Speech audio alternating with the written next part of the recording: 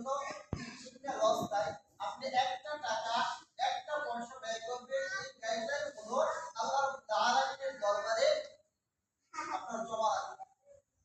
এই টাকাটাই আপনার জমা রাখবেন কিয়ামতের ময়দানে এই দিক শিক্ষার যে অর্থটা ব্যয় করছেন আল্লাহ তাআলা কয়েক লক্ষ গুণ বাড়িয়ে দিয়ে এই অর্থটার পরিমাণ আপনার সওয়াব দান করবেন। সুবহানাল্লাহ। এই জন্য আমরা যা কিছু করি, যা কিছু অর্থ খরচ করি শিক্ষার জন্য, প্রত্যেকটা অর্থ প্রত্যেকটা পয়সা আল্লাহ তাআলা আপনার বরকত হয়ে ওই কঠিন মুহূর্তে যে সময়টা কোনো কিনারা থাকবে না, কেউ কারো উপকার আসবে না, ভাই ভাই উপকার আসবে না, সন্তান মা বাবার উপকার আসবে না, মা বাবা সন্তানের উপকারে আসবে না। আজকে আমাদের দেখেন সন্তানের জন্য কত কিছু আমরা করি না, কি বলেন? সন্তানের জন্য আমাদের একটা ভালো খাবার খাইতে ইচ্ছে করলো, আমরা খাই না, আগে সন্তানকে খাওয়াই।